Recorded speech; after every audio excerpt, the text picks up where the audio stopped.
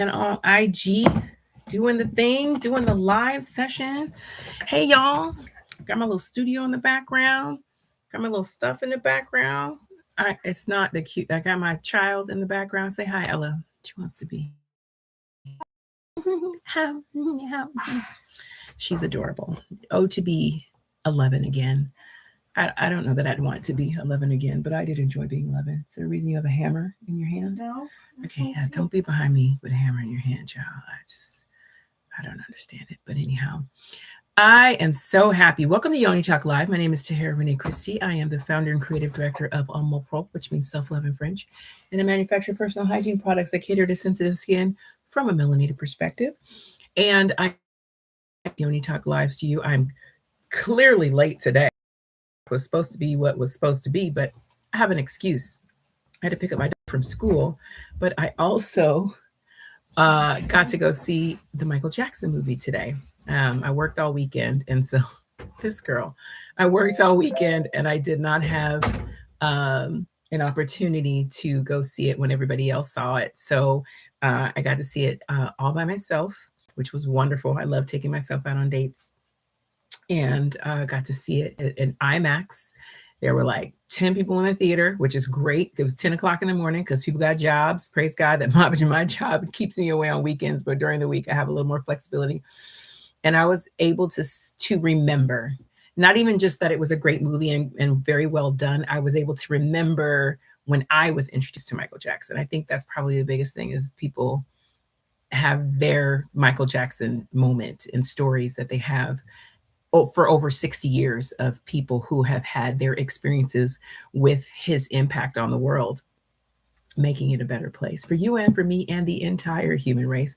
And similar to the astronauts who just circled around the dark side of the moon, I feel like Michael Jackson, the movie, was a reminder of simpler times, happier times when people had to wait till 8 o'clock at night. And that was my bedtime. So that's why I remember it was 8 o'clock at night when MTV would drop a new video showcasing Michael Jackson's talents. And we had to wait up. Like I got to stay up past my bedtime when anybody, but especially Michael Jackson, because I was a sycophant back in those days. Didn't have no money to go to no concerts, honey, but I listened to the tape over and over and over again. If you know anything about rewinding and the patience required in that, you really also really appreciated Michael Jackson, his talent. So anyhow, I'm still on a high of seeing that film, which was very well done. You could see the parts that were missing from it, and you understand why, and that just is what it is. But the young man who played young Michael, and of course the nephew Jafar Jackson who played adult Michael, why these people have not been introduced to Hollywood before this moment, I don't know, but the level of acting was stupid. It was fantastic, and just raw and sheerly. Clearly, it's, you almost want to say it wasn't necessarily just the discipline that made Michael great. There's some DNA going on there because you got a lot of people with the same DNA that's got a lot of talent, and it's undeniable. And so God rest Michael Jackson's soul. He changed the world, left a legacy, and I'm here for it. I cannot wait to go back and bring my kids to see it because they got introduced to Michael just before he died. So that when he died, it was like a huge deal. We used to have Michael Jackson The Experience, and my kids used to play that experience game on the Wii, the original Wii back in the day. Well, anyhow, I am so happy to be here at Yoni Talk Live. And me talking about Michael Jackson for the last 4 minutes is just because I wanted to introduce today's topic.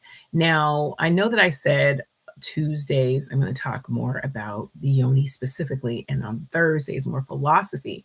But I think because of the impact that the Michael Jackson movie had on me, I'm going to kind of keep it in that philosophical realm because it was truly a testament to being true to oneself.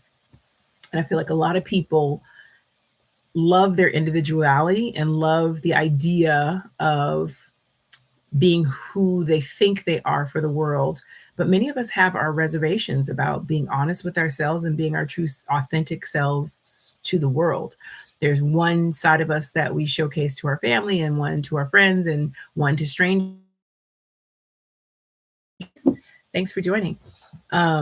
But the reality is being your authentic true self is very difficult.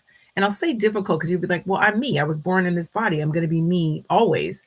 It's not that easy. The reality is, especially when it comes to women, we filter ourselves faster than men do to adjust to what the world wants us to be. It's less about being our authentic self, which is frowned upon. And as an authentic person who started out the womb that way, when I grew up, it was very much frowned upon. And I was very much the child that most people did not want to deal with because I was so authentically myself.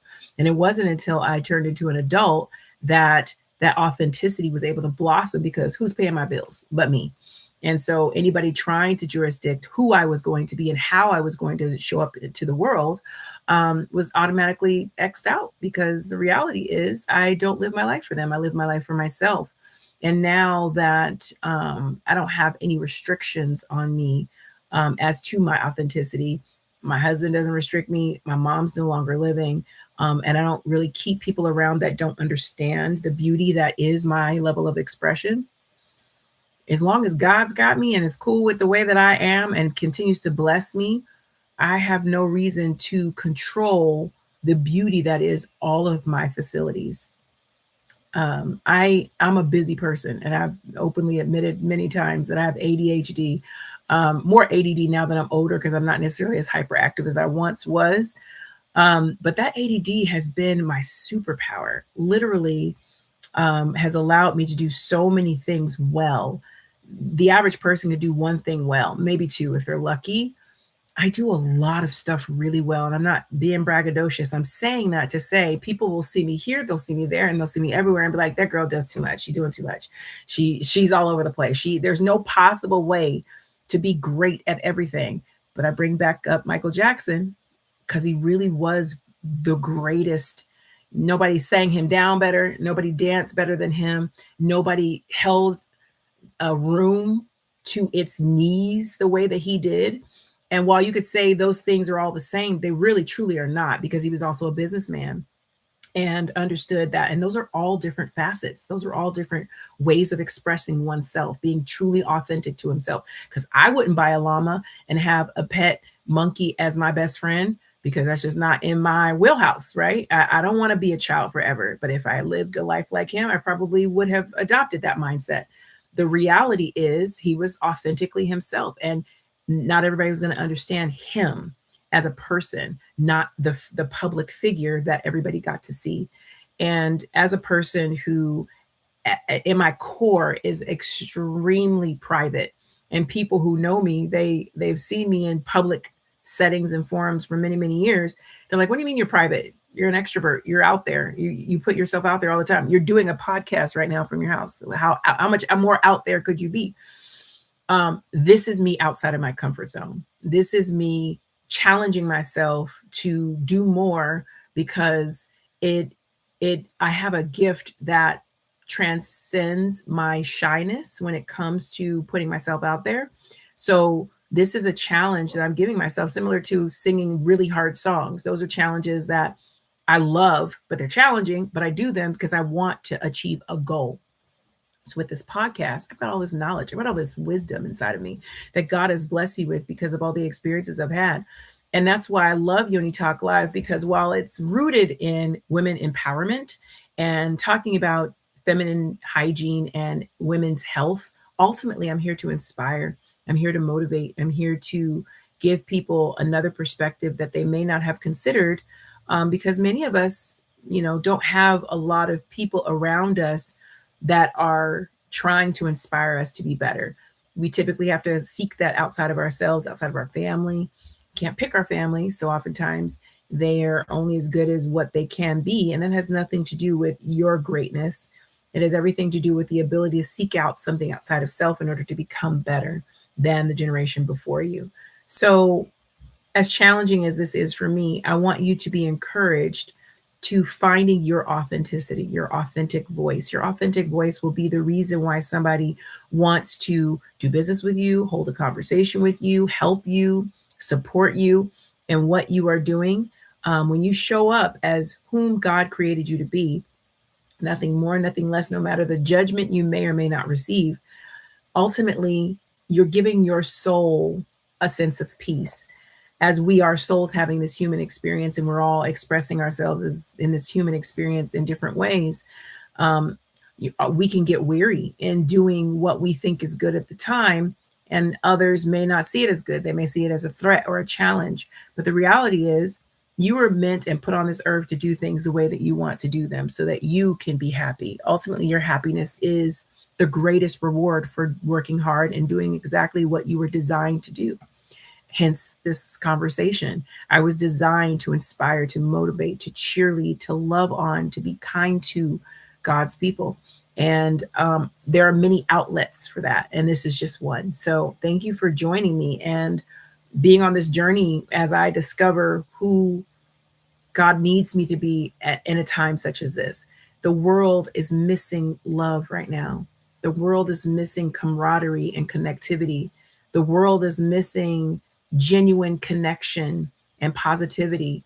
There's so much hatred. There's so many people tearing each other down and the positive. And I'm not saying constructive criticism is a bad thing. It's not at all. It's the reason why I um, love the way that I do things, because I will look at myself in a critical eye, not of negativity, but of ensuring that I am operating at my most perfect self, because I'm perfect for my purpose and you are too.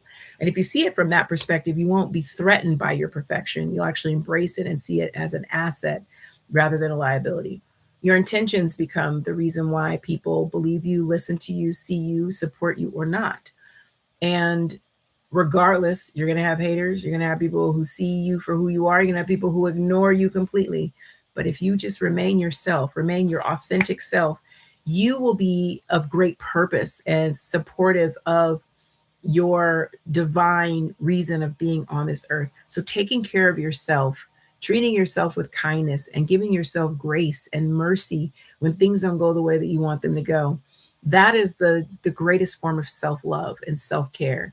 And I talk about self-care all the time. Literally all of my products, I can talk about each product individually, what ingredients there are in them. That matters, but not nearly as much as the feeling you will receive from one of my products. I love when people either eat my food or try one of my products and they're just like, I feel the love that this product was created with.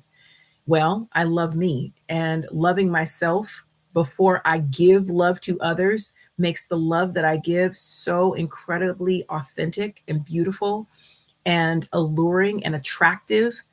And my hope is that love that I show myself, that I give to others, motivates and inspires people to see themselves in that same light, and giving of that love that they have deep inside of themselves, even if they're having a rough moment of a day or a rough patch of their lives.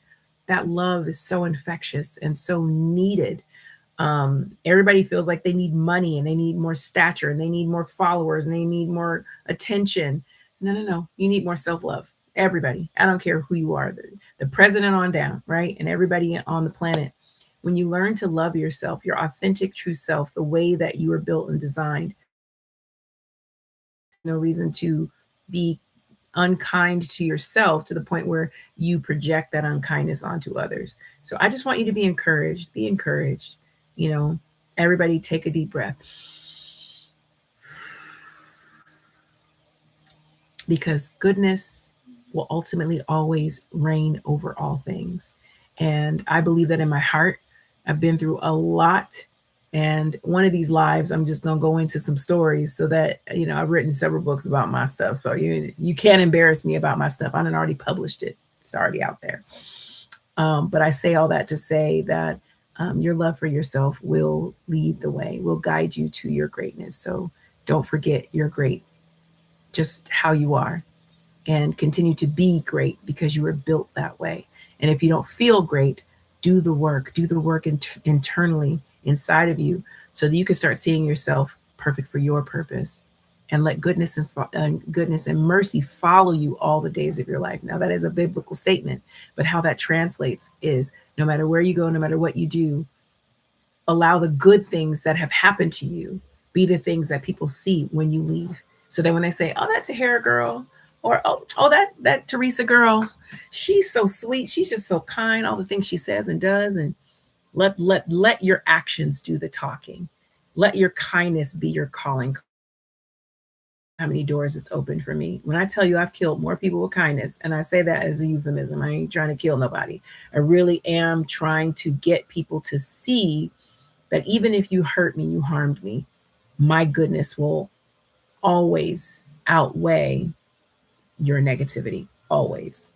So with that, I want to thank you guys for joining me for this Yoni Talk Live. Brief because it was a little bit late, but I will see you again here on Thursday at 3 o'clock Pacific Standard Time for Yoni Talk Live. Again, my name is Tahera Rene Christy from Mamo Pro and Kalu Kitchen. We'll go ahead and throw that in there as well. And if you guys need me, reach out. If you have questions, I can definitely answer them on Thursday. And I hope you have a great day. Thanks for joining me. Bye.